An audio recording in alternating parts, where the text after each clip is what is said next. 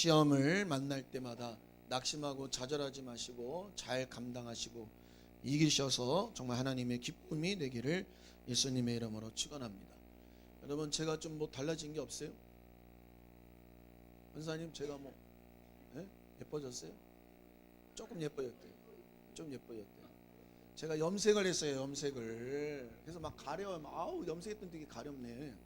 제가 왜 염색을 했냐, 일본을 갔더니요, 우리 건지사님하고 갔는데 건지사님이 더 어려 보이고 내가 형 같으대. 그래서 내가 그때 아니 어떻게 나이가 내가 더 어린데 이럴 수 있냐. 그래서 내가 흰머리가 더 난 것 같아. 막 흰머리가. 그래서 이번에 갈 때는 염색을 한번 하고 가리라. 그래서 염색을 했어요. 그랬더니 어떤 분이 저한테 그러더라고. 어이, 그냥 30살 같으네. 내가 그분한테 내가 커피 사줬어요. 그래서 여러분, 그래서 참 기분 좋더라고. 근데 또 우리 사모님은 남편의 적은 누구예요? 부인이잖아요. 부인의 적은 남편이잖아요. 그랬더니 얼굴 따로 머리 따로 논대.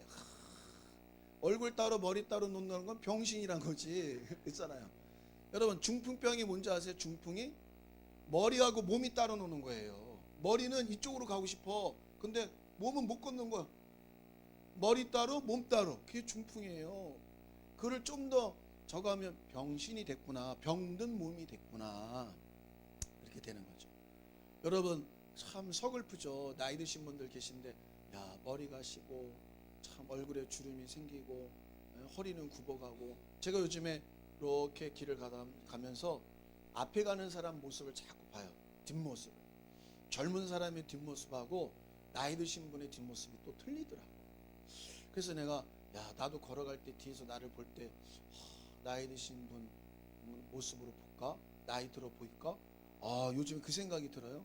그래서 좀 서글프다 생각이 드는데, 어떤 의사가 90에도 마라톤을 하는 아저씨가 있고 80에도 할아버지가 있고 80에도 턱걸이를 하고 뛰어다니는 할아버지가 있다는 거예요. 근데 80도 90이 돼서 오늘 아침에 그러더라고. 김진웅 목사님이 요양원에 예배 드리러 갔는데 7, 80 먹은 노인들이 다 침대에 누워있더래. 아니 7, 80 이렇게 다 누워있으면 어떡하냐, 활동을 해야지, 막 그 얘기를 하시더라고요. 그래서 그 의사가 조사를 해보니까 누구는 누워있고 누구는 마라톤도 하고 수영도 하는 거예요.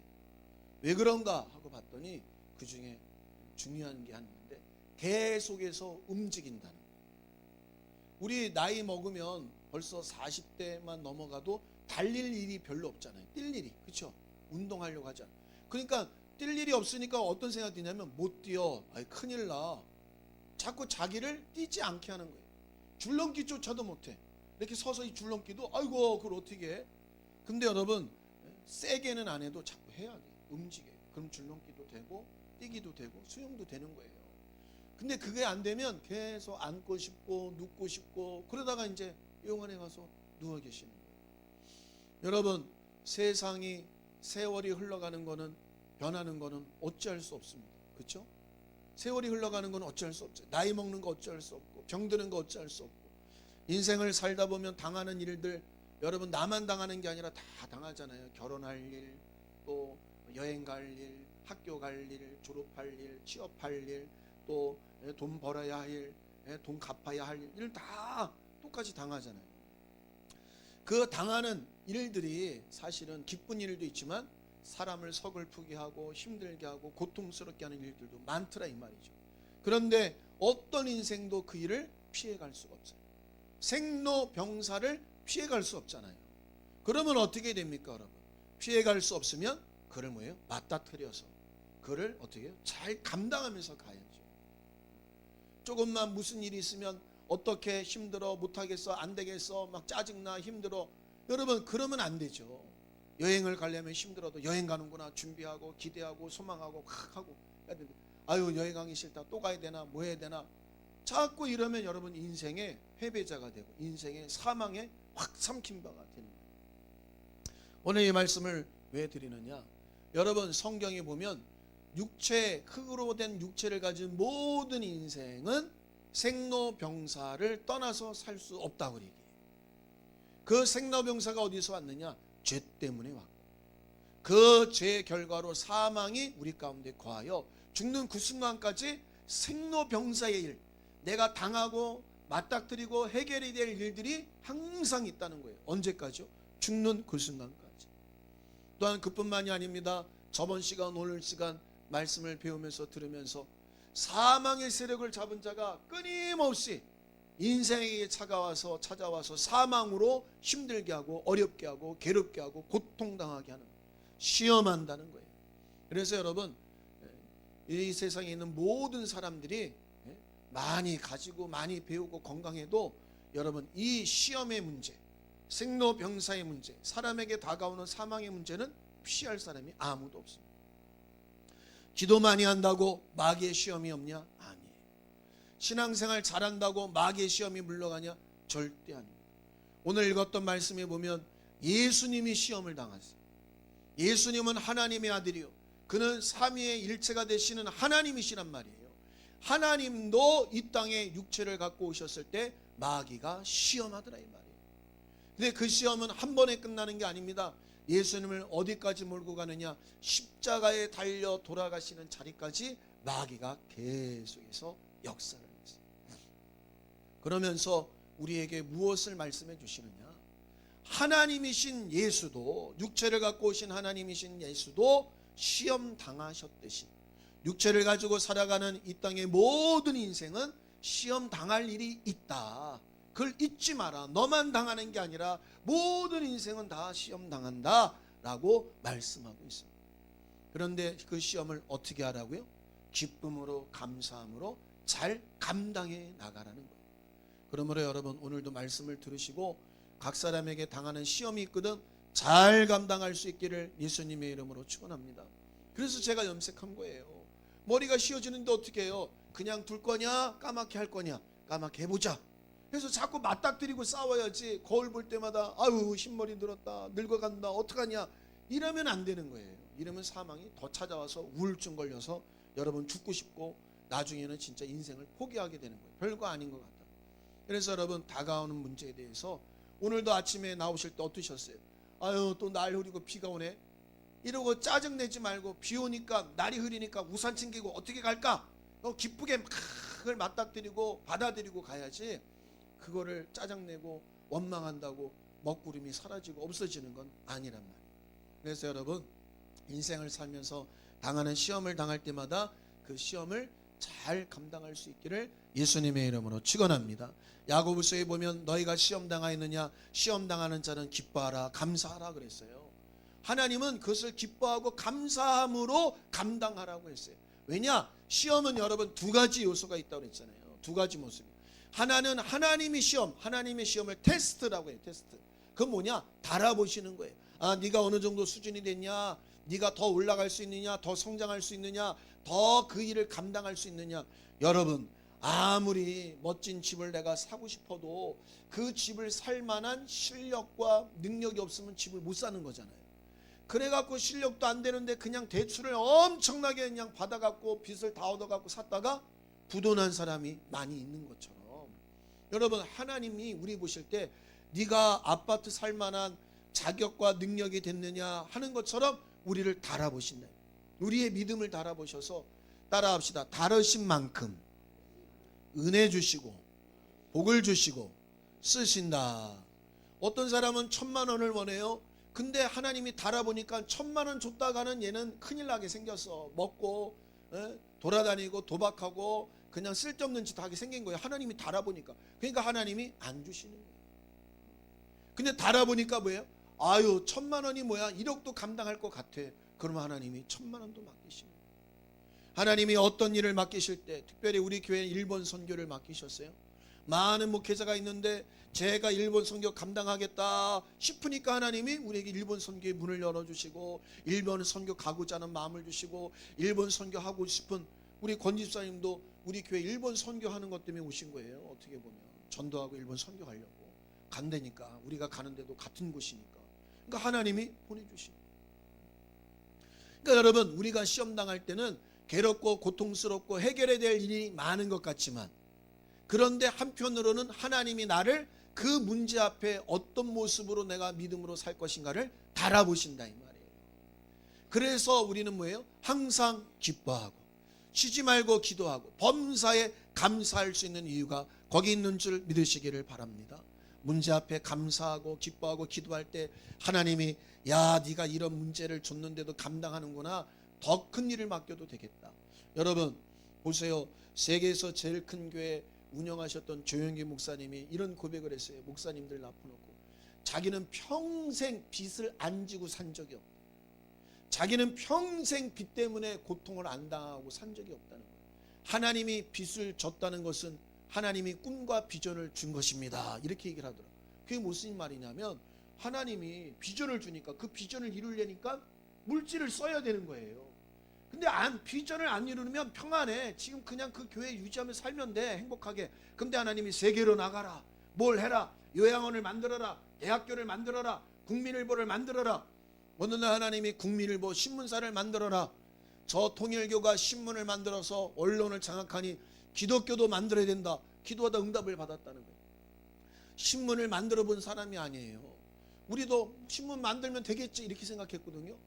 아유, 신문 일간지 신문을 하나 만들려면요 그 찍어내는 인쇄기가 있는데 그게 수천억이 들어간대요. 수천억이요.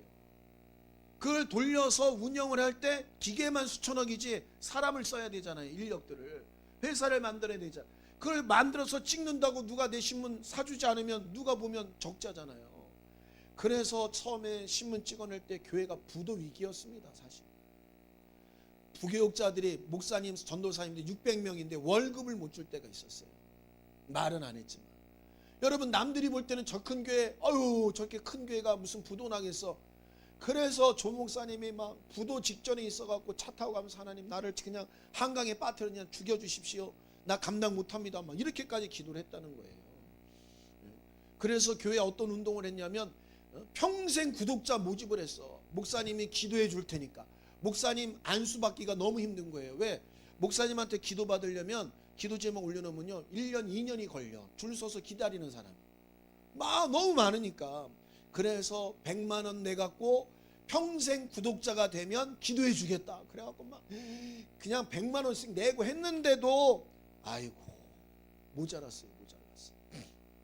그런데 결국은 신문 잘 부도 위기 넘기고 적자 넘기고 해서 잘 신문사를 운영했던 것처럼 하나님이 어떤 일을 맡기시고 어떤 일을 쓰게 하실 때는 그 일을 감당케 하신단 말이에요. 감당할 능력이 있어야 된다 이 말이에요. 그 빚을 감당할 능력, 그 돈을 마련해야 될 막 기도하고 엎드리고 주님께 나가야 될 그걸 감당할 능력이 있어야 그 신문사를 맡기는 거예요. 여러분 밖에서 보면 아이고 무슨 복이야 신문사도 운영하고 좋겠다 돈 많이 벌겠다 이러잖아요. 근데 그거를 운영할 만한 자격과 능력이 돼야 되는데 그거는 고통스러운 길이라는 거죠. 돈을 끌어다 써야 되고 막 돈을 갖다 부어도 될 일이 아니라는 거죠. 그러니까 여러분 마찬가지입니다. 우리 교회에도 어느 날 일본 선교에 비전을 줬어요. 그래서 가자. 한 번은 우리 성도들하고 다 갔다 오는 건 괜찮은데 두 번, 세 번, 네 번 가려니까 이게 만만치 않은 거예요 사실은. 그러니까 내가 고통스러울 때도 있죠. 이거를 그냥 내가 일본 선교 안 가는 것 좀 멈추면 그냥 우리끼리 운영하는데 내가 돈 걱정 안 하고 그냥 매달 살아갈 텐데 이거 하려니까 이게 장난이 아니에요. 그러니까 어떻게 해요? 막 금식하고 막 기도하고 또 기도하고. 그런데 오늘 또 보셨죠? 누가 이렇게 또 이렇게 봉투를 주죠. 봉투가 막 날라 기도하니까 다 선교 와서 쓰세요. 내가 이러니까 선교를 가죠. 안 그러면 선교를 못 가요. 네? 죄송하지만 이번에 가는 차비도 권 집사님이 비행기 값을 다 내주니까 가는 거지 안 돼 그게요. 그러면 목사가 얼마나 괴롭겠어요. 옆에 있는 보는 분이 아니 목사님 뭐 여기나 열심히 전도하시지 뭐 그렇게 어려우면서도 선교 가야 됩니까? 이럴 수 있잖아요. 그렇죠? 근데 하나님이 맡겨주신 것은 감당할 수 있어. 네가 그 일을 왜? 많은 목사가 있는데 맡겼더니 못하겠다는 사람이 있으니까 돈 있다고 해서 되는 게 아니거든요. 감당할 믿음이 있어야 되니까. 그러니까 감당할 믿음이 있으니까 하나님이 맡겨주시고 그걸 해내가는 거예요.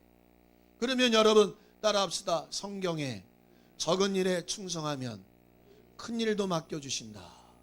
하나님이 작은 일에 충성하는 걸 볼 때 더 큰 일을 맡겨주시는 거예요. 우리는 크고 싶잖아요. 더 큰 거 하고 싶잖아요. 그러면 더 큰 거는 작은 거서부터 시작되지 큰 거를 바로 주는 게 아니에요. 그래서 여러분 내게 당하는 시험, 내게 당하는 일들, 어려움, 고통이 꼭 나를 죽이고 어렵게 하는 것만이 아니라 하나님께서 달아보시는 일이기 때문에 그 일 앞에 여러분 감사하시고 기뻐하시고 하나님께 나아가 기도하여 잘 감당할 수 있기를 예수님의 이름으로 축원합니다. 지금도 건강 때문에 고민하는 사람, 재정 물질 때문에, 직장 때문에, 사업 때문에, 자녀 때문에 고민하신 분들 계시죠? 여러분 얼마나 괴롭겠어요, 고민하신 분. 그러나 하나님이 지금 그 문제 앞에 나를 보신다. 내가 기쁨으로 감사함으로 기도함으로 나가면 하나님께서 도우시고 더 큰 축복과 은혜를 허락하실 줄 믿으시기를 예수님의 이름으로 축원합니다. 그래서 이런 얘기를 하면 아멘은 잘하잖아요. 그래 아멘 하잖아요. 근데 막상 당해봐요. 아파봐. 돈 문제가 생겨봐. 막 여기가 벌써 내 전체가 탁 그려지고 막 짜증이 나잖아요. 그래서 여러분 시험을 잘 감당하려면 어떻게 된다고요? 말씀과 기도를 전무해야 돼. 하나님의 말씀을 자꾸 읽고 하나님의 말씀을 묵상해야 돼. 그래야 그 말씀이 생각나게 한단 말이에요. 너를 괴롭게 하는 게 아니요, 너를 죽이려는 게 아니요, 너를 달아보시고 너를 쓰시고 더 큰 복을 주시려고 하나님이 그 시험 앞에 너를 두신 거다 하고 말씀이 생각나게 하시네. 그러므로 기도해라. 시험 당할 쯤 하나님께서 피할 길을 준다 그랬다. 기도해라, 간구해라. 하나님이 역사하신다. 말씀이 생각나니까 그 문제를 갖고 기도하니까 마귀의 시험 앞에서도 그 시험을 이기고 나가게 되는 거예요. 그러니까 여러분 말씀을 읽고 묵상하지 않고 설교를 듣지 않고 성경을 공부하지 않으면 여러분 어떤 사람도 신앙이 오래돼도요 작은 시험거리만 와도 좌절하고 넘어지는 거예요. 제가 요즘에 어떤 목사님, 우리 지방에 같이 있던 목사님이 큰 교회 부임해 갔어요.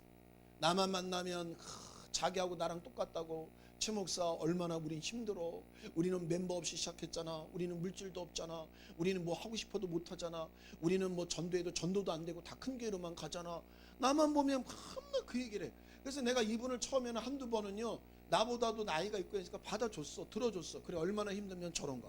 근데 힘들다는 얘기도 계속 하니까 만나는 게 짜증이 나요. 왜? 나도 같이 힘들어지는 거야. 힘들어도 해보자 그러면 기운이 나는데 아니 내 기운까지 다 뺏어가는 것 같은 거예요. 그래서 아유 이분 만나면 참 내가 안 되겠다 해서 이제 자주 막 안 만나려고 애를 썼는데 어느 날 이분이 큰 교회로 갔다는 거예요. 자기 교회보다는 한 100배 되는 교회를 간 거예요. 갔는데 여러분 알고 봤더니 원로 목사님 퇴직금을 해갖고 자기가 마련해서 간 거예요. 2억 5천만 원을 마련해갖고 아파트를 전세로 뺐는지 아파트 하나가 있었는데 그걸 빼갖고 가갖고 담임이 됐어요. 담임이 돼갖고 지금 1년이 됐는데 엊그저께 또 소식이 왔는데 원로 목사님이 와서 나가라고 그랬다는 거예요. 왜? 원로 목사님이 후임을 두고 저 천안에 가서 멀리 떨어져서 나는 어려운 교회 시골 교회 가서 여생을 설교하면서 보내겠다고 있는데 성도들이 매주마다 찾아와서 목사님 어떻게 뽑아도 저런 사람을 뽑았냐고 성도들이. 그러니까 이게 무슨 말이냐면 감당이 안 되는 거예요. 감당. 갈 때 얼마나 그냥 막 신나갖고 막 최 목사 하나님이 자기 복을 줬대. 그러면서 자기가 임원으로 봉사하니까 하나님이 복 줬대. 나한테 돈 얘기 안 하고. 그리고 나마다 나를 만나는 노인네들이 교회 우리 지방의 목사님들도 노인네 목사님들이 있잖아요. 나만 본다면 최 목사 저봐 저렇게 봉사하니까 큰 교회 갔잖아. 열심히 봉사해 막. 나한테 막 그러더라고. 그래서 알았다고. 아유 감사하다고. 참 좋겠다고 그랬어요. 알고 봤더니 봉사한 게 아니라 돈을 갖다 주니까 목사님이 퇴직할 때 보니까 여러 사람 중에 돈 많이 갖고 오는 사람이 더 좋은 거야.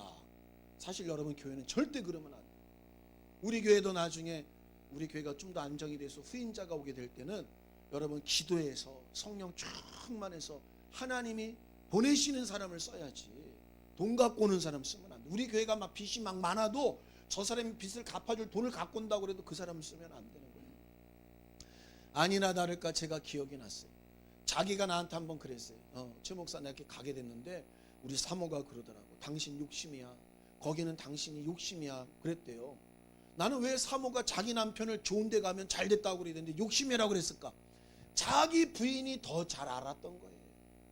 다 큰 데는 가고 싶지만 자기 부인이 옆에서 지켜봤을 때 자기 남편이 갈 만한 사람이 아니라고 생각하니까 욕심이야. 무슨 집까지 그 돈까지 저렇게 해갖고 가 아니야 하고 간 거예요. 봤더니 결국은 지금 쫓겨나게 생긴 거예요. 원로 목사님. 성도들이 예배 때 안 나온대요. 싫다고 시위를 하는 거야. 11조를 해야 되는데 예를 들면 40만 원을 11조 해야 될 사람이 10,000원을 하더래. 그러니까 이게 뭐예요? 그냥 에라 이런 식인 거죠. 나가라 막 이러고. 그러니까 교회가 막 운영이 안 되니까 부목사한테도 너 딴 데 알아봐라. 막 운영이 안 되니까 괴로운 거예요. 여러분, 그러면 그쯤 됐으면 이 사람 입장에서는 어떻게 해야 돼요? 고난당하는 거잖아요. 그러면 자기가 실력이 안 되고 부족해도 그쯤 됐으면 어떻게 됩니까? 하나님께 나가 기도해야죠. 하나님을 찾아야죠. 붙잡아야죠. 물론 기도할지 안 할지는 내가 가서 본 거는 아니지만 기도하실 분이 아닌 것 같아요. 왜? 평상시에 기도했던 분이 아니거든요. 여러분, 우리가 시험 당할 때 괴롭고 고통스럽고 아프고 힘들 때 여러분 원망 불평하고 주저앉는 것이 아니라 하나님이 보시니까 혹 내가 부족해도 달아보실 때 부족해도 하나님 이것을 내가 잘 감당하게 하시든지 이 길을 피할 수 있는 길을 달라고 하나님께 나아가서 기도해야 하나님께서 도우시는 거예요. 그래서 여러분 시험 당할 때는 항상 기도해야 됩니다. 피하지 마세요. 사람 찾아가지 마세요. 딴 방법 자꾸 쓰면요 되는 것 같은데 계속 안 됩니다. 이스라엘 백성이 출애굽에서 애굽에서 출애굽에 구출당해서 40년을 광야를 돌아요. 하나님이 40년을 왜 광야를 돌게 하시는가 했더니 너희들이 내 말을 듣고 지키는지 안 지키는지 내가 달아보기 위하여 40년을 광야를 돌게 하셨다고 민수기에 얘기하고 있어요. 왜? 애굽에서 400년 동안 다른 나라의 문화와 우상을 섬기던 이스라엘 백성들이 어느 날 하나님을 섬기는 자가 되었어요. 그랬는데 하나님을 섬기는 자가 되었는데 아직도 뭐가 있냐면 유교가 남아있고 불교가 남아있고 미신이 남아있어서 교회 다녀도 제사를 지내고 교회를 다녀도 점을 보러 다니고 그런 아직도 불순물이 껴있더라 이 말이죠. 우리도 마찬가지잖아요. 교회 딱 예수 믿고 왔다고 해서 그냥 우리가 확 변화됩니까? 안 변화되잖아요. 그렇죠? 점점점 달라지고 변화돼 가는 거잖아요. 그러니까 하나님이 달아보시는데 40년 동안 하나님이 원하는 수준까지 가나안 땅에 들어갈 정도까지 수준이 되나 달아보시는데 광야길을 걷게 하시고 여러분 그래서 시험 만날 때 자꾸 피하고 핑계대고 사람 쫓아가면요 계속 그 문제를 만나는 거예요. 그와 같은 비슷한 문제를 자꾸 만나는 거예요. 그러니까 우리 사랑하는 청년들 어디 가서 직장 다닐 때 힘들다고 금방 1년도 안 돼서 그만두면 또 들어가서 또 그만둡니다. 그 문제를 이기지 못하고 계속 돌아다녀요. 그래서 이력서 갖고 오면 딱 보면 알죠. 6개월짜리네 얘는 3개월짜리네 이런 사람을 어떻게 써요? 못 써요. 마찬가지입니다. 여러분 성도도 교회 가서 진득하니 신앙생활 잘해야 되는데 목사가 어떻고 뭐가 어떻고 뭐가 어떻고 힘들고 누가 괴롭고 그래서 교회를 1년도 못 채우고 옮기는 사람들 무지 많아요. 그런 사람들은 하나님 앞에 나가서 그 문제를 가지고 기도해야 되고 씨름해야 되는데 그게 아니라 자꾸 사람 찾아가고 어디가 좋다 뭐가 좋다 따라가니까 결국은 떠돌이 신앙생활이 되는 거예요. 그러니까 신앙의 뿌리를 못 내리는 거예요. 그러므로 여러분 시험 당할 때 원망불평하지 마시고 하나님께 빨리 찾아 나가셔서 하나님께 기도하고 간구할 수 있기를 예수님의 이름으로 축원합니다. 그러면 시험 당할 자에게 감당할 수 있도록 은혜 주시고 복을 주시고 길을 열어주시고 함께 한다는 사실을 믿으시기를 예수님의 이름으로 축원을 드립니다. 오늘 마태복음 4장 1절에서부터 11절까지 말씀을 봐야 되는데 예수님이 시험을 당하시는데 시험이 보통 어떻게 우리에게 다가오는지를 말씀해 주고 있습니다. 또 각 사람과 각 교회와 각 단체가 각 나라와 민족이 당하는 시험이 다 다른데 그 시험의 내용은 항상 같은 주제를 가지고 모양만 달리하고 나타난다는 거예요. 그래서 예수님이 시험 당하는 사건을 잘 보면 우리에게 당하는 시험이 어떤 시험인지를 분별할 수가 있습니다. 그러면 우리 4장 1절을 보겠습니다. 시작. 그때 예수께서 성령에게 이끌려 마귀에게 시험을 받으러 광야로 가사. 예수님이 시험을 당하시는데 어디로 가셨다고요? 광야로 가사. 왜 예수님이 광야도 있고 사막도 있고 푸른 초장도 있고 도시도 있고 있는데 왜 광야로 가서 시험을 당하셨을까? 예수님은 항상 잊지 마십시오. 마지막 아담 우리와 똑같은 육체를 갖고 계신 사람이십니다. 그래서 인자라고 한단 말이에요. 그래서 예수님은 곧 우리가 본받아야 될 인생이 사람이 흙으로 지음받은 영혼이 어떻게 신앙생활하고 믿음생활을 할 것인가를 표본으로 보여주는 게 예수 그리스도입니다. 그래서 예수께서 이 땅에 육체로 우리와 똑같은 육체를 갖고 오셨을 때 광야로 가서 시험을 받으셨다. 이 말은 뭐냐? 모든 인생의 육체는 마치 광야에 거하고 있는 것 같은 삶을 살고 있다는 거예요. 이 세상은 광야라는 거예요. 여러분 꼭 해가 아주 뜨거워서 비가 안 내리고 풀이 안 나고 나무가 안 자라는 곳이 광야가 아니라 인생이 살아가는 것 자체가 광야와 같은 메마른 삶, 정말로 척박한 삶, 사망뿐인 삶이 인생이라는 거예요. 여러분 우리나라도 6.25 거쳐서 여러분 미국이 그나마 도와주고 이렇게 우방국들 도와주고 해서 이 정도 사는 거지, 한 번 전쟁을 겪은 나라가 70년 만에 이렇게 선진국까지 성장하는 나라가 전 세계에 없다고 그러잖아요. 베트남도 전쟁에서 우리 같이 모든 산하가 다 망가졌었어요. 그런데 전쟁 이후에 우리나라 같이 살지는 못해요. 그러니까 여러분 이게 초토화된 상태에서 다시 살아난다는 거 이게 쉬운 게 아니에요. 그런데 여러분 우리나라는 어땠습니까? 이승만 대통령이 예언을 했대잖아요. 이승만 대통령이 미국 가서 정치를 공부하니까 일본이 미국을 침공할 것도 예언을 했단 말이에요. 미국이 이러다가 일본한테 당합니다. 우리나라도 이러다가 소련이 저 공산 세력들과 합쳐서 우리나라도 쳐로 들어오겠다. 그래갖고 미국에다가 자기가 아는 모든 지인들, 같이 공부했던 사람들한테 얘기를 해갖고 우리를 도와주라고 그래서 주한미군이 들어온 거예요. 그래서 미국이 도와줘서 우리나라가 전쟁 이후도 떠나지 않고 보호하고 지켜주고 또 물자를 대주고 해갖고 이렇게 성장할 수 있었던 거예요. 여러분 이승만 대통령이 누구였습니까? 기도하는 사람, 예수 믿는 사람, 하나님을 섬기는 사람. 하나님을 섬기는 사람이 기도하면서 정말 미국이 우리 도와주지 않으면 안 된다는 걸 깨닫고 정말 미국의 우방국을 삼아서 만들어서 그들이 우리를 도우니까 우리가 이렇게 살 수 있었던 거죠. 여러분 인생은요 우리가 잘 사는 것 같지만 다 광야길 간대요. 여러분 요즘에 미국이 막 세게 나가잖아요. 우크라이나한테도 막 우크라이나 대통령하고 싸우는 거 봤어요? 아니 사인하러 와갖고 막 싸우잖아요. 무례하다고 그러고 너는 나 만나러 왔는데 옷도 이렇게 입고 왔냐, 양복도 없냐 막 이러고 싸웠잖아요. 왜 싸워요? 미국도 지금 부도 직전에 있어요. 미국도 그 큰 나라가 부도 직전에 있으니까 어떻게든지 자기 나라부터 살려야 되니까 막 관세 매기고 불법 이민자들 내보내고 그 다음에 우크라이나에다가 720조로 무기를 보내줬어요. 720조가 어마어마한 돈인데 10세대가 갚아도 못 갚을 돈이라는 거예요. 우크라이나 사람들이. 그러니까 트럼프 대통령이 어떻게 한 거예요? 야 니네 내가 무기 줬지, 우리가 군사도 보내서 니네 멸망 안 당했지, 일주일이면 니네 끝날 전쟁을 지금까지 끌고 온 거 아니야? 그러면 우리가 720조를 쏟아 부었으니까 갚아.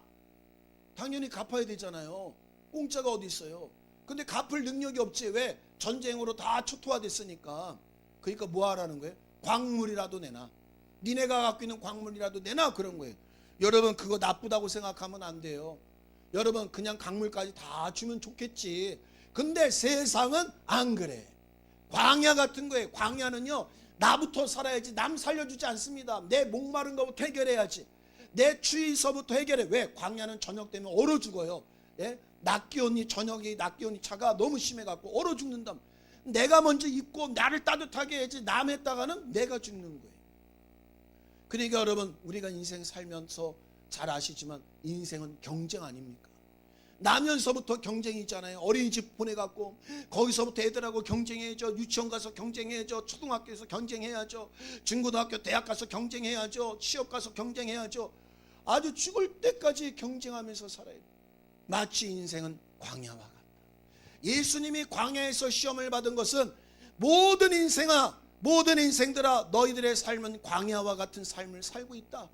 생명이 존재하지 아니하고 생명이 역사하지 않는 곳에서 살고 있다는 모습을 보여주시기 위해서 광야에서 시험을 받으십니다.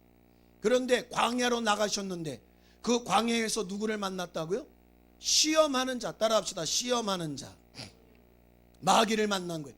광야만 있는 게 아니라 이 광야에서 역사하는 마귀가 있다는 거예요. 여러분, 이웃 사람하고 내 동료하고 경쟁하는 것도 힘들어 죽겠는데 눈에 보이지 않지만 마귀 역사가 있어서 사망으로 믿는 자나 안 믿는 자에게 끊임없이 역사한다는 거예요. 그러니까 여러분, 예수님이 오셔서 병든 자를 만났을 때 우리 눈에 보일 때는 의학적으로는 신경이 망가지고 피부가 망가지고 세균이 감염된 건데 예수님은 뭐라고 그랬어요? 그렇지, 인생은 광야같이 어떤 병도 스스로 해결할 수 없지. 그런데 너희의 병은 그 광야에서 나타나는 눈에 보이는 병만 있는 것이 아니라 마귀에게 눌려서 그런 거다 하고 사도행전 10장 38절에 마귀에게 눌린 자를 다 고치셨다고 이렇게 기록하고 있어요. 여러분, 이 말은 무슨 말입니까? 우리가 살아가는 이 세상은 광야같이 생명이 없는 세상이요, 생명을 만들 수 없는 환경이요, 또한 눈에 보이지 않는 원수 마귀가 끊임없이 우리를 죽이려고 노리는 것이 광야라는 거예요. 그곳에 와서 주님이 시험 당하셨다는 거예요. 그러면서 2절입니다. 시작. 40일을 밤낮으로 금식하신 후에 줄이신지라. 시험하는 자가 예수께 나와서 가로되 내가 만일 하나님의 아들이거든 명하여 이 돌들이 떡덩이가 되게 하라. 그런데 예수님이 광야에 오셨는데 시험을 당하시는데 어떻게 광야에서 모습으로 존재하고 계시냐? 40일을 줄이시고 계시더라는. 따라합시다. 광야에서 금식하고 계시더라. 왜 예수님이 40일을 광야에서 금식하고, 먹어도 살아나기 어려운 땅인데, 그렇잖아요. 먹어도 살아나기 어려운 땅이 광야예요. 근데 왜 굶주리셨을까? 여러분, 광야 같은 이 세상에서는 참 생명을 만들어낼 수 없고 참 양식을 얻어낼 수 없다라는 것을 몸소 그 몸으로 보여주신 거예요. 따라합시다. 이 광야 같은 세상에는 참 양식이 없다. 여러분 보세요. 이스라엘 백성들이 애굽에 있을 때는 세상의 양식을 먹었어요. 양파도 먹고 파도 먹고 고기도 먹고 막 힘있게. 왜? 일을 해야 되니까. 노예로서 피라미드 같은 거 지어야 되고 하니까, 그래서 막 멀어서 먹으니까 힘이 나고 기운이 나니까 사는 것 같았어. 근데 하나님이 어디를 끌고 내요? 광야를 끌어내시잖아요. 착각하지 마라. 너희들의 인생은 광야다. 그걸 알게 하시고 하나님을 찾게 하고. 광야로 나갔더니 어떻게 원망했습니까? 고기 먹고 싶어요. 양파 먹고 싶어요. 파 먹고 싶어요. 왜? 그거 먹어야 광야길을 살아갈 수 있을 거라고 생각한 거예요. 고기를 먹어야 기운이 생기고 양파 먹고 파 먹어야 기운이 생겨서 광야길을 갈 수 있다고, 이길 수 있다고 생각한 거예요. 근데 하나님은 뭘 주셨어요? 만나를 주셨어요. 따라합시다. 만나를 주셨다.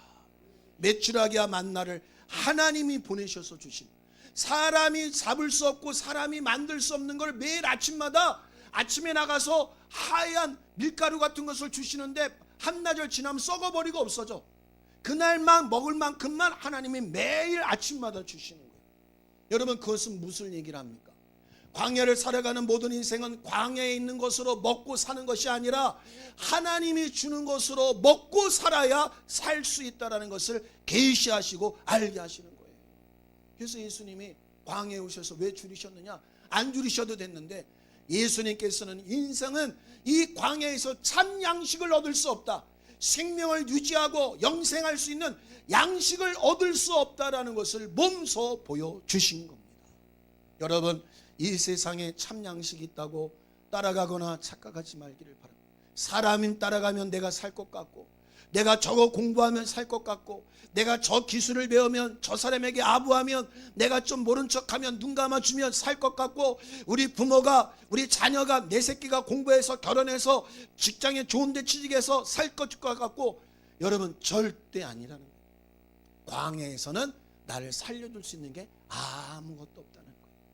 여러분, 그것을 깨달을 수 있기를 예수님의 이름으로 부탁을 드립니다.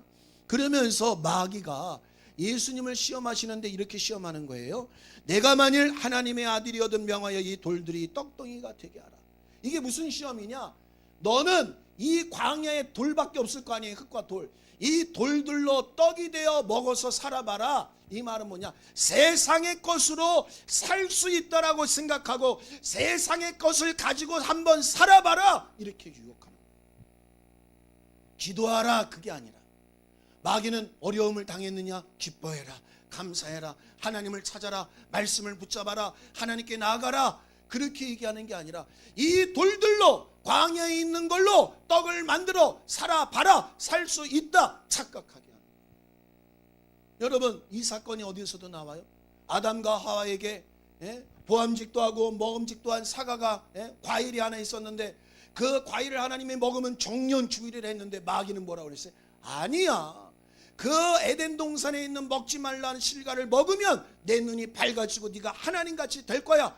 야, 광야에 있는 돌들로 떡을 만들어서 먹으면 네가 살아날 거야. 주림배를 치울 수 있을 거야. 그러니 한번 해봐 라고 유혹하는 거예요. 뭘 얘기합니까? 세상에 살 수 있는 길이 있다고 생각하라. 세상의 것들이 나를 살려준다고, 나를 지켜준다고, 나를 보존해 줄 거라고 생각하고 살아보라고 말하는 거예요.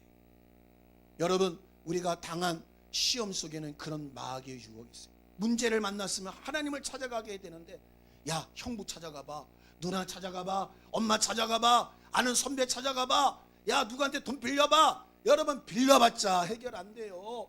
엎드려서 기도해서 근본적으로 하나님이 해결해야죠. 이렇게 예수님을 시험하셨던 거예요. 그랬을 때 예수님이 4절 뭐라고 얘기하십니까? 시작. 예수께서 대답하여 가라사대 기록되었으되 사람이 떡으로만 살 것이 아니요 하나님의 입으로 나오는 모든 말씀으로 살 것이니라. 뭐예요? 세상에 있는 걸로 사람이 사는 게 아니라 하나님의 말씀으로 사는 거다라고 답을 주시는 거예요. 여러분, 하나님 말씀 붙잡을 수 있기를 바랍니다. 하나님 말씀 의지하시고 하나님 말씀 묵상하시고 그 말씀이 나를 끌고 갈 수 있는 그런 복된 인생이 되기를 예수님의 이름으로 축원합니다. 여러분, 이 땅, 이 세상의 이 광야에서는요, 먹어도 배불러요, 배고파요? 배고프잖아요. 우리 사모님이, 내가 자꾸 사모님 얘기해서 죄송해요. 내가 딴 분 얘기하면 시험 들잖아요. 그렇지? 왜 내 얘기를 안 돼? 이러잖아. 근데 우리 사모는 나한테 얘기해봤자 교회 안 나가잖아. 그렇죠? 근데 여러분은 왜 내 얘기 안 돼? 그럼 교회 안 나오잖아. 그러니까 내가 우리 집사람 얘기하는 거야. 우리 집사람이 위에 올라갔더니 라면을 거하게 끓여 드시고 계시더라고. 2층에 배고프니까 막 냄새가 너무 좋아. 나는 금식하고 있는데 이게 뭐 드시고 있어? 또 그 앞에 또 체험이자매랑 같이 그냥 둘이서 막 맛있게 드셔요. 아니 뭐 점심때가 됐으니까 먹어야죠. 그러고 나서 좀 지났는데 내가 화장실 가려고 또 올라갔더니 또 배가 고프네 또 그러더라고요. 그래서 뭐 하나 또 먹어 내가 그랬어요. 근데 뭔지 몰라. 그래서 또 집에 또 이제 애들 밥 해주러 집에 간대요. 그러면 집에 가서 애들 밥 해주고 밥을 먹고 오는 거예요. 제가 볼 때는 나 이제 퇴근하기 전에 우리 집사람 애들 밥 주고 왔나 하고 또 이제 올라가 보면 갔다 왔대. 뭐 성공을 그래서 콩콩 준비하면서 또 배고파 이러더라고요. 그래서 저 사람은 먹어도 배가 고픈가 내가 소홀을 했어요. 그런데 또 집에 가면 내가 저녁 먹을 시간이야. 제가 보통 하루에 2끼 금식하면 집에 가서 먹거나 아니면 5시에 먹어요. 근데 5시에 안 먹고 그냥 어쩔 때는 9시 넘어서 한 10시, 9시 반 10시 가서 먹고 그래라 먹어요. 그럼 이제 나도 먹을까? 그래 같이 먹어. 그럼 같이 오늘 몇 끼를 먹는 건가? 내가 생각해 보죠. 그러고 있다 좀 지나면 또 이제 잘쯤 되면 또 배가 고프다는 얘기를 하더라고. 여기는 조금 보탠 거예요. 하나 더. 그러니까 여러분, 먹어도 배고파요, 안 고파요? 돈을 모아도 이 세상에는 만족이 없어요. 옷을 입어도 만족이 없어요. 죄송합니다. 어느 대통령 부인은 그냥 집에 청와대 옷을 그렇게 많이 갖다 놨다 그랬잖아. 아니 그 좋은 옷이 그렇게 많아도 뭐예요? 계속 갖다 놓고 싶어. 필리핀의 그 유명한 대통령 부인 누구예요? 그 구두만 해도 막 한 집이래잖아요. 집이 막. 이 세상은요, 여러분 가진 사람 부럽죠. 야, 저 자동차 타면 좋겠다. 또 그 자동차 사잖아요. 또 다른 자동차 사고 싶고 또 사고 싶고. 그래서 부자는요, 자동차만 수십 대를 갖다 놓은 사람도 있어요. 이 세상은 나를 살려줄 것 같은데, 먹고 마시고 입으면 살 것 같은데 만족함이 없고 살지 못하게 해요. 그리고 우리가 영원히 내 육체를 떠나면 가지고 가지도 못하는 거예요. 빈손으로 가야 되는. 그래서 하나님이 뭐라고 얘기하시냐? 사람이 사는 것은 떡으로만 사는 것이 아니라 하나님의 입으로 나오는 말씀으로 사는 것이니라. 그거를 잊지 말아야 한다. 광야를 살아가는 사람은 하나님을 의지하여 하나님의 것으로 살아야 영생하지, 다른 거 의지하면 못 산다. 이렇게 얘기하십니다. 여러분 오늘도 걱정, 근심, 염려가 있습니까? 광야에 있다는 증거예요. 아, 내가 광야에 있구나. 이 말은 무슨 말입니까? 우리 사람은 하나님의 도움 없이는 내 안에서 무엇인가 만족한 것을, 무엇인가 생명을 만들어낼 수 있는 것이 아무것도 없다고 하는 삶의 모습이 광야 같은 삶으로 우리에게 나타납니다. 그럴 때마다 원망하고 주저하지 마시고, 이런 광야를 사는 인생에게 하나님이 독생자 예수 그리스도를 보내어 하나님을 알게 하시고 하나님의 입에서 나오는 말씀을 들어 하나님으로 말미암아 광야에서 살도록 하신 길을 여러분 찾으셔서 광야길에서 하나님을 주목하시고 하나님의 말씀을 붙잡으시고 하나님의 말씀을 의지하셔서 하나님으로 말미암아 살기를 예수님의 이름으로 축원합니다. 근데 마귀는 자꾸 떡 만들어서 하라는 거예요. 이 유혹을 이기지 않으면 여러분 큰일 납니다. 이 유혹을 이기지 않으면 40년 똑같이 도는 거예요. 다 같이 40년 돌지 말고 빨리 가나안으로 들어가기를 예수님의 이름으로 축원합니다. 그러면서 5절입니다. 시작. 이에 마귀가 예수를 거룩한 성으로 데려다가 성전 꼭대기에 세우고 가로되 내가 만일 하나님의 아들이거든 뛰어내리라 기록하였으되 저가 너를 위하여 그 사자들을 명하시리니 저희가 손으로 너를 받들어 발이 돌에 부딪히게 않게 하리로다 하였느니라. 7절 시작. 예수께서 이르시되 주 너희 하나님을 시험치 말라 하였느니라 하신대. 이번에는 어떤 시험으로 다가오느냐면 큰 성을 보여주는 거예요. 그게 뭐냐면 광야에는 성이 없거든요. 환상으로 성을 보여주고 저 성 꼭대기에 올라가서 한번 뛰어내려봐라. 왜? 하나님의 아들은 천사들이 와서 하나님의 아들을 받들어 준다고 했으니까 한번 해봐라 그래요. 그러면 하나님의 아들이 야 우리 아버지가 그거 못할 것 같아? 이러고 할 수 있잖아요. 근데 예수님은 뭐라고 얘기하시냐면 7절에 예수께서 이르시되 또 기록되었으되 주 너희 하나님을 시험치 말라 하였느니라. 이 말은 뭐냐? 마귀가 우리 성도들에게 찾아와서 뭐라고 시험하느냐? 야 하나님 살아계시면 그럴 수 있냐? 하나님이 살아계시면 그렇게 하면 되겠냐? 하나님이 살아계시면 그러겠네? 하고 하나님을 테스트하라고 우리를 유혹한다. 여러분 명심하십시오. 하나님은 테스트를 당하시는 분이 아니에요. 하나님은 우리를 테스트하여 다시로 달아보시는 분이지 우리가 하나님을 달아서 내 기준에 맞으면 하나님이 되고 내 기준에 맞지 않으면 하나님이 안 되는 하나님이 아니시라는 거예요. 따라합시다. 하나님은 달려주시는 분이 아니라 완전하신 하나님이시다. 그분만이 완전하셔서 달아볼 필요도 없고 달리지도 아니하시고 오히려 그분은 달아보시는 하나님이시라는 거예요. 그래서 여러분 우리가 신앙생활할 때 어려움 당할 때 원망 불평하고 하나님을 시험하는 기도, 시험하는 말을 해서는 안 된다는 거예요. 그는 하나님을 망령되 일컫는 거예요. 왜? 하나님은 시험의 대상이 아니십니다. 그래서 야고보에서도 뭐라고 그랬습니까? 하나님은 시험을 받지도 않고 시험하지도 않는다 이렇게 얘기하시고. 왜? 하나님은 완전하시다. 우리가 믿고 의지하는 하나님은 완벽하시고 완전하시고 모자람이 없다 이 말이에요. 여러분 사람은 모자라요. 모자라서 쓰고 싶은데도 못 쓸 때가 있어요. 그렇죠? 내가 함께 하고 싶어도 모자라서 못 써요. 우리 젊은 청년들은 나중에 결혼해야 될 텐데 인물만 보고 결혼하면 안 돼요. 은빛이가 요즘에 잘생긴 애를 찾고 얘 잘생겼죠? 얘 잘생겼죠? 잘생긴 애가 자꾸 마음이 있는. 당연히 잘생긴 사람이 좋잖아요. 권사님 남자가 잘생긴 게 좋죠? 그렇죠? 못생긴 우리 권사님이 80이 넘은 권사님도 얼굴이 잘생긴 남자가 좋다 그런데 이 말이에요. 예? 뭐 말해 뭐 하겠어. 내가 우리 아버님한테는 안 여쭤보겠어요. 예? 남자도 마찬가지, 저도 마찬가지예요. 우리 사모가 월등하게 뛰어난 외모를 갖고 있어도 그보다 더 뛰어난 사람이 나오면 내가 눈이 돌아가요. 이렇게 돌아간다 이 말이에요.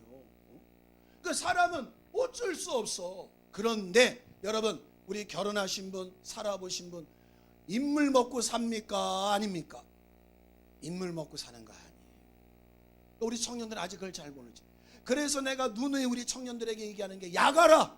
인물도 좋아야 되지만 성격도 좋아야 되고 집안도 좋아야 되고 실력도 있어야 되고 믿음도 있어야 된다. 그런 사람이 어디 있겠어요? 그러니까 기도해라 하는데 여러분 다 따져봐요. 다 따지지 않고 여러분 쟤는 인물은 좋은데 교회를 안 다닌대. 그럼 못하는 거예요. 쟤는 믿음은 좋은데 불성실해. 여러분, 믿음만 좋아서는 안 돼요. 성실해야 돼요. 사람이 교회만 가서 앉아 있는다고 잘하는 사람이 아니에요. 믿음도 있어야 되지만 성실해야 돼. 집안도 좋아야 돼. 아, 얘는 믿음도 있고 성실하고 다 좋은데 안 믿는 집안인데 골수 불교 집안이네. 그거 쉬울 것 같아요? 어려운 거예요. 그래서 모자라면 못 갖다 쓰는 거예요. 함께하지 못하는 거예요. 그렇죠? 그거 알면서도 갔다가는 낭패를 당하는 거예요. 그러면 나중에 뭐라고 그랬어요? 몰랐어? 알았잖아. 할 말이 없죠. 여러분, 이렇게 사람은 모자라고 달려줘야 되고 달아봐야 된단 말이에요. 근데 하나님은 다시는 분이 아니고 달아줘야 되는 분이 아니라 이 말이에요. 왜?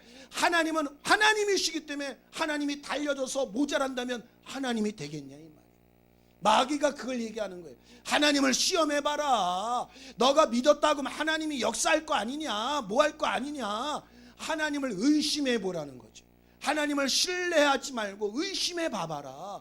진짜 맞겠냐 아니냐 생각해봐라. 그럼 여러분, 마귀의 이런 시험에 넘어가지 않기를 바랍니다. 나는 이해가 안 되고 나는 납득이 안 가도 하나님은 완전하시니 따라합시다. 하나님은 하나님을 사랑하는 자, 곧 그 뜻대로 부르심을 입은 자들에게 모든 것이 합력하여 선을 이루게 하신다. 나는 이해가 안 가요. 나는 납득이 안 가요. 나는 설명이 안 돼요. 하나님을 이해 못할 것 같아요. 그러나 하나님은 그 모든 것을 합력하여 선을 이루시는 완전하신 하나님. 그래서 시험치 말라 이렇게 얘기하는. 마지막입니다. 8절 시작. 마귀가 또 그를 데리고 지극히 높은 산으로 가서 천하 만국과 그 영광을 보여 가로되 만일 내게 엎드려 경배하면 이 모든 것을 내게 주리라. 이에 예수께서 말씀하시되 사단아 물러가라. 기록되었으되 주 너희 하나님께 경배하고 다만 그를 섬기라 하였느니라. 이에 마귀는 예수를 떠나고 수정드니라. 이번에는 뭐라고 하냐면 산 꼭대기에 올라가서 천하 만국의 영광을 다 보여준 거예요. 화려한 걸 다 보여주고 네가 나에게 한 번만 절하면 내가 이거 다 줄게. 여러분, 이 시험은 어떤 시험입니까? 우리가 하나님 말고 다른 것을 타협해서 살 수 있고 얻을 수 있다라고 생각하고 살라는 거예요. 에이, 교회 나가도 술 한잔 어때? 술 한잔이면 사업이 해결될 텐데. 예를 들면 에이, 교회 나가도 어때? 내가 절 한 번만 하면 그냥 유산을 물려준다는데. 이렇게 마귀는 하나님 말고 다른 것으로 무엇인가를 얻을 수 있고 다른 것으로 무엇을 소유할 수 있고 다른 것으로 살 수 있을 거라고 생각해서 다른 것을 찾고 생각하고 의지하게 만든다. 여러분, 저도 그런 유혹이 많아요. 목사님들이 만나면 그래요. 제 목사 기도한다고 되나? 금식한다고 되나? 제 목사 돈 없나? 그럼 저한테 그래요. 무슨 돈이요? 아니, 집 없어? 왜요? 아이, 그래도 어디 큰 교회 가려면 그래도 돈이 있으면 갈 거 아니요. 아, 이런 사람들이 가끔 있어요. 그래서 마치 내가 집 팔아서 빚을 다 얻어서 가면 큰 교회 갈 수 있는 것처럼. 그래서 그게 꼭 마치 하나님이 나를 쓰고 살리고 내가 사는 길인 것처럼 얘기하고. 그래서 어떤 목사는 그것 때문에 스트레스를 받아. 왜 나는 좋은 부모를 못 만나서, 왜 나는 땅을 못 물려봐서, 집을 못 물려봐서, 돈이 없어서, 아유 저놈 새끼는 저 큰 교회를 가는데, 이러고 있는 목사들도 있어요. 여러분, 절대 아닙니다. 내가 돈을 의지하는 순간 그 사람이 교회는 옮겨갈 수 있는지는 몰라도 하나님께서는 놔버립니다. 하나님이 안 쓰는 거예요. 그러니까 그 갔던 분이 멀쩡히 달라진 거 없어. 돈 주고 갔지만 설교 똑같이 합니다. 신방 똑같이 합니다. 똑같이 예배드리고 똑같이 다 합니다. 작은 교회에서 했던 거나 큰 교회 달라진 게 하나도 없어요. 자기만 달라졌지. 큰 교회 목사가 되고 목양실이 그냥 커지고 집이 사택이 커지고 월급이 올랐지. 다 달라진 게 없고 그냥 자기 환경만 더 좋아진 것 같은 거예요. 그런데 어떤 일이 생겼어요? 성도들이 그 설교를 못 듣겠다는 거예요. 은혜가 안 된다는 거예요. 하나님이 은혜를 안 주시는 거예요. 하나님의 기름을 안 부으시는 거예요. 하나님이 함께 안 하시는 거예요. 얼마나 비참합니까? 그러니까 나중에 어떻게 비참하게? 성도들이 나가라는 거예요. 여러분, 내가 어디 들어갔는데 거기서 나를 나가라. 얼마나 비참해. 내가 결혼했는데 시집에서 친정에서 나가라. 이혼해라. 얼마나 비참합니까? 목사가 교회 갔는데 성도들이 존중 안 해주고 나가라. 얼마나 비참하니. 다른 거 의지하면 얻을 수 있고 가질 수 있고 누릴 수 있는 것처럼 보이지만 여러분 절대 아니라는 거예요. 하나님만 경배하고 하나님만 섬기라. 하나님 안에서 그 모든 것들이 나온다는 거예요. 하나님 안에서 부여도, 하나님 안에서도 명예도, 하나님 안에서도 건강도, 하나님 안에서 모든 생명이 다 나오는 거예요. 그래서 여러분 이 세상을 살면서 타협하지 마시고 다른 거에다가 더 다리를 걸치지 마시고 교회도 다니고 무당도 찾아다니고 교회도 다니고 점도 보고 교회도 다니고 술도 마시고 교회도 다니고 안 돼야 될 못 될 짓도 하고 여러분 다른 거에 걸치고 있으면 따라합시다. 덥든지 차갑든지 알아. 그러지 않으면 토에 내치리라. 내버린다는 거예요. 마귀가 이렇게 예수님께 시험을 했을 때 이 시험은 예수님에게만 한 것이 아니라 육체를 가지고 광야를 살아가야 되는 우리 힘으로는 아무것도 할 수 없어서 무엇인가를 만들고 무엇인가를 해내야 되는 갈급한 심령이 있을 때에 마귀가 찾아와서 하나님 말고 다른 거 의지해서 세상 것으로 만들어 보라고 우리를 유혹한다는 거예요.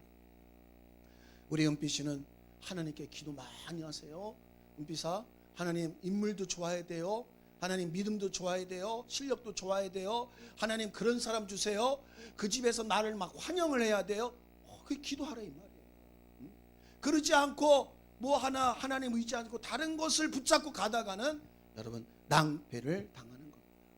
이스라엘 백성이 출애굽에서 가나안 땅에 들어갈 때 하나님이 들어가서 그 모든 민족을 다 멸하라. 그리고 그 땅을 차지하라 그랬어요. 그랬더니 이스라엘 사람들이 들어가서 다 멸하지 못했던 몇몇 민족이 있었어요. 그랬을 때 하나님이 그 민족이 너희의 옆구리에 가시가 되리라. 그래서 평생 그 나라가 계속 괴로움을 당하는 거예요.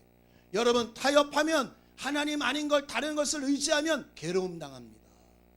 여러분 기쁨이 사라집니다. 고통을 당합니다.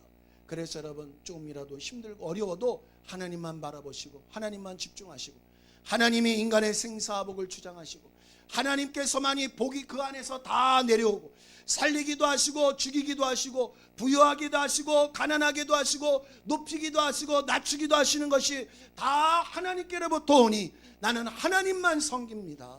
하나님 내 가정을 맡아주시고 내 남편, 내 가정의 재정, 건강, 내 자녀들, 우리 교회 성도들 하나님께 다 맡기오니 하나님 맡아 주시옵소서 하고 광야에서 하나님을 의지하면 광야에 샘이 나고 광야에 길이 나고 광야에 꽃이 피고 광야에 열매 맺는 역사가 있는 걸 믿으시기를 예수님의 이름으로 축원합니다. 우리 다 같이 말씀을 생각하며 기도하실 때 하나님 우리가 인생을 살아가는 이 길이 광야 같습니다.